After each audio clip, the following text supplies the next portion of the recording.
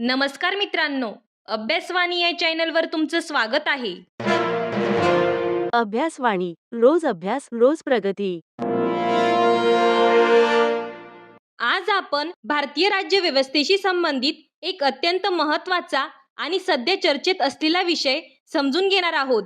अलीकडच्या काळात केंद्र राज्य संबंध आणि राज्यपालांची भूमिका याबाबत देशात मोठी चर्चा सुरू झाली आहे. याच संदर्भात एक नवीन मुद्दा समोर येत आहे. भारतीय संविधानात 13वी अनुसूची जोडली जाणार आहे का? आणि या विषयाचा अभ्यास करण्यासाठी कुरेन जोसेफ समिती सुद्धा स्थापन करण्यात आली आहे. म्हणूनच हा विषय फक्त करंट अफेअर्स नाही, तर राज्यघटना आणि केंद्र राज्य संबंध या दोन्ही दृष्टीने स्पर्धा परीक्षांसाठी खूप महत्त्वाचा ठरतो. पण या विषयात पुढे जाण्याआधी आपण एक मूलभूत संकल्पना समजून घेऊया.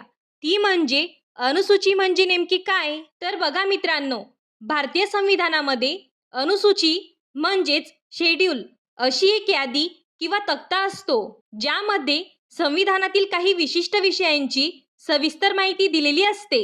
म्हणजेच संविधानातील मुख्य कलमांमध्ये जे विषय उल्लेखलेले असतात त्यांची तपशीलवार माहिती अनुसूचीमध्ये दिलेली असते. उदाहरणार्थ, पहिली अनुसूची भारतातील राज्ये आणि केंद्रशासित प्रदेशांची यादी. 7वी अनुसूची केंद्र आणि राज्य यांच्यातील अधिकारांचे विभाजन. म्हणजेच अनुसूची ही संविधानातील माहिती व्यवस्थित आणि सविस्तर स्वरूपात मांडण्याची एक पद्धत आहे. सध्या भारतीय संविधानामध्ये एकूण 12 अनुसूची आहेत. म्हणूनच सध्या चर्चा सुरू झाली आहे की संविधानात 13वी अनुसूची जोडली जाऊ शकते का? पण आता प्रश्न असा निर्माण होतो की ही चर्चा नेमकी सुरू का झाली? चला तर मग यामागील पार्श्वभूमी समजून घेऊया. अलीकडेच तामिळनाडू सरकारने केंद्र राज्य संबंधांचा सखोल अभ्यास करण्यासाठी एक उच्चस्तरीय समिती स्थापन केली आहे.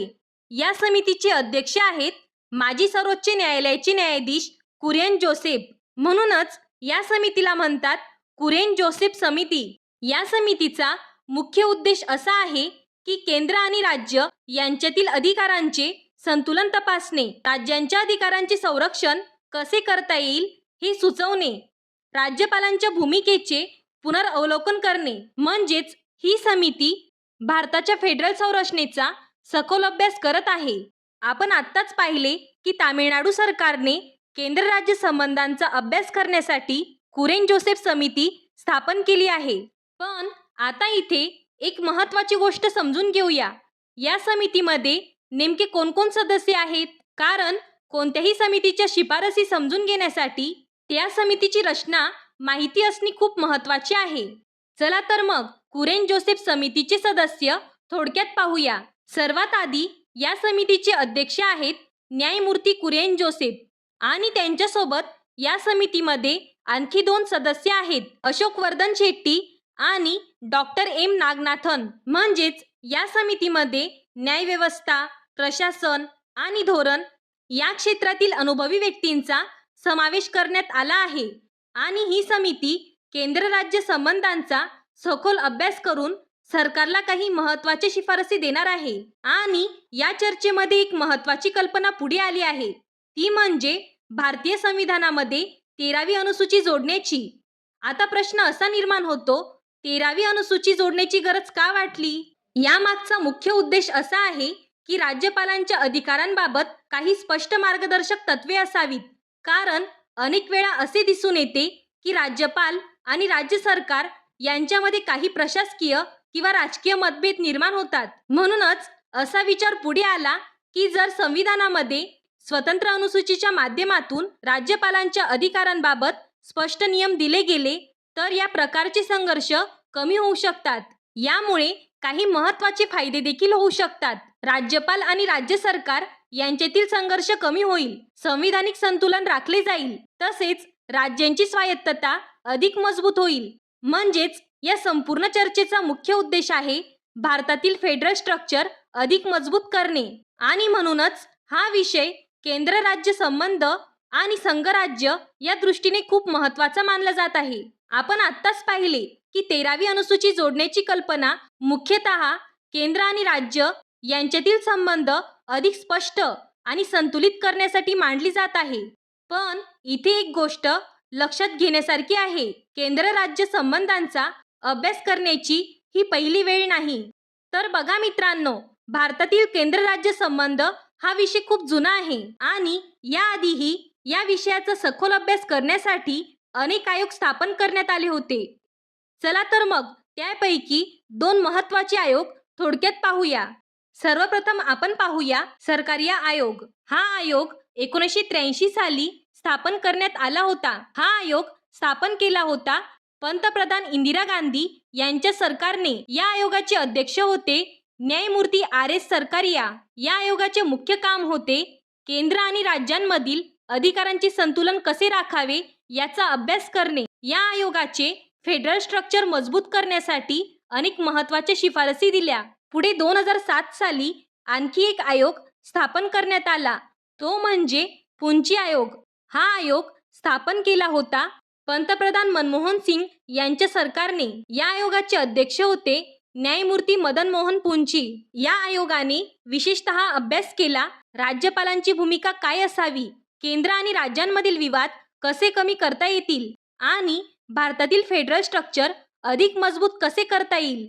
म्हणजेच कुरेन जोसेफ समिती ही केंद्र राज्य संबंधांचा अभ्यास करणाऱ्या या आधीच्या आयोगांचीच पुढची कडी मानली जाऊ शकते आणि म्हणूनच हा विषय पॉलिटी आणि करंट अफेअर्स या दोन्ही दृष्टीने खूप महत्त्वाचा ठरतो. पण आता एक मूलभूत प्रश्न समजून घेणे खूप महत्त्वाचे आहे. केंद्र आणि राज्य यांच्यातील संबंध भारतामध्ये इतके महत्त्वाचे का मानले जातात? याचे उत्तर आपल्याला भारताच्या शासन प्रणालीमध्ये मिळते. भारत हा फेडरल प्रणाली असलेला देश आहे. म्हणजेच भारतामध्ये सत्ता एकाच ठिकाणी केंद्रित नसते, तर ती केंद्र सरकार आणि राज्य सरकार यांच्यामध्ये विभागलेली असते. म्हणूनच केंद्र सरकार आणि राज्य सरकार या दोघांनाही संविधानाद्वारे स्वतंत्र अधिकार दिलेले आहेत. आता हे अधिकार नेमके कसे विभागले आहेत? तर त्याचे उत्तर आपल्याला भारतीय संविधानाच्या 7व्या अनुसूचीमध्ये मिळते. या 7व्या अनुसूचीमध्ये अधिकारांचे 3 भाग केले आहेत. युनियन लिस्ट म्हणजे ज्या विषयांवर फक्त केंद्र सरकार कायदे करू शकते. स्टेट लिस्ट म्हणजेच ज्या विषयांवर राज्य सरकार कायदे करू शकते. आणि तिसरी म्हणजे कॉन्करंट लिस्ट, ज्या विषयांवर केंद्र आणि राज्य दोघेही कायदे करू शकतात.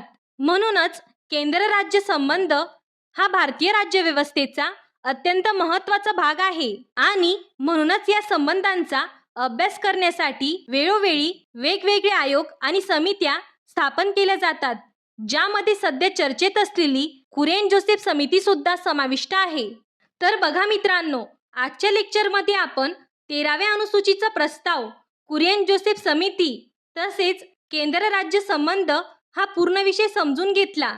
सध्या लक्षात ठेवण्याची महत्त्वाची गोष्ट म्हणजे 13वी अनुसूची हा अजून फक्त प्रस्ताव आहे, अंतिम निर्णय झालेला नाही. पण या चर्चेमुळे केंद्र राज्य संबंध, राज्यपालांची भूमिका आणि राज्यांची स्वायत्तता हा विषय पुन्हा एकदा चर्चेत आला आहे आणि म्हणूनच या टॉपिकवर प्रश्न येण्याची शक्यता नक्कीच आहे. म्हणूनच अशा exam oriented current polity updates आपण या चॅनलवर सोप्या भाषेत समजून घेत राहणार आहोत.